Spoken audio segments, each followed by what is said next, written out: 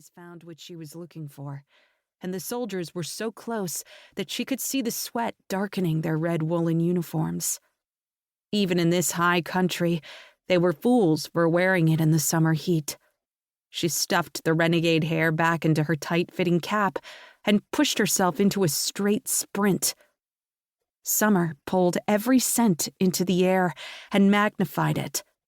Lydia smashed through the walls of smell, tasted the stones, the bitterness of old ash, the warmth of leather, the bite of seaweed and nautical decay. She gasped through the painful aroma of roasting meat, her stomach involuntarily crying out in response. But the gritting pound of footsteps behind her multiplied. Lydia's eyes darted to a stamping horse tied beside the burnt-out remains of a shop, and she began to calculate. Running atop a low, charred wall, she reached down to quickly untie the horse. Then she hissed. The horse reared and bucked into the middle of the street, creating enough chaos to cover her flight. It was too bad that it was too skittish to ride, but then again, perhaps that was a good thing. To be labeled a rebel? A traitor to the crown?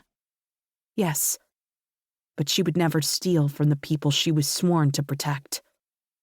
In the din of snorts, whinnies, and shouts, Lydia slipped out the eastern gate.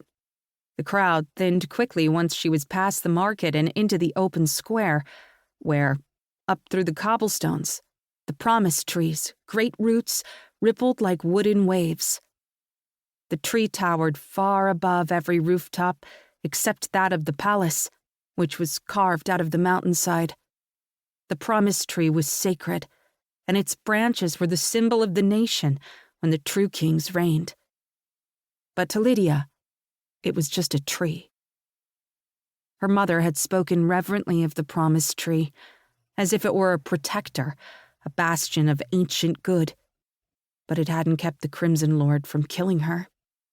It hadn't kept his army from shutting her small nation away from the world and gleefully dissecting it like a child pulling the legs off of a grasshopper, just to see if it could still hop. No one knew where the tyrant came from. He arrived nameless.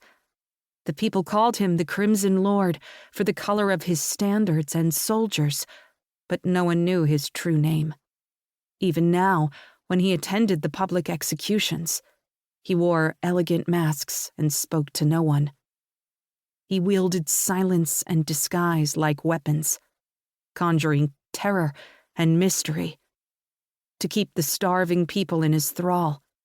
But despite her logic, Lydia couldn't shake the sense that there was something other about him.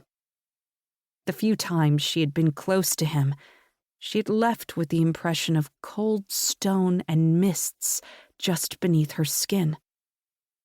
Her foot hit the uneven stones at an odd angle, sending a flash of pain through her ankle, but she didn't pause.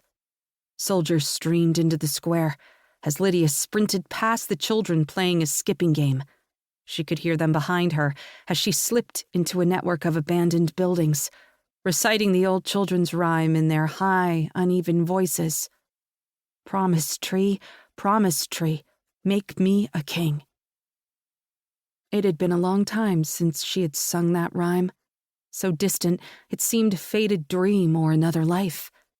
But then again, it had been another life, one that she could barely remember. This life, her new life, was one of running. Part 1. STEM. Chapter 1. It was dangerous to be outside the castle, especially when the pass was open. But after last night, he needed to smell the fresh air. There were still doors, but the huge creature slipped out through a gaping break in the wall that cannons had opened, his long claws clicking on stone. The wind that wended through his shaggy fur whispered of early winter, but he lifted his muzzle to greet the cold air. Avoiding the garden-turned graveyard, he padded to the western side of the castle.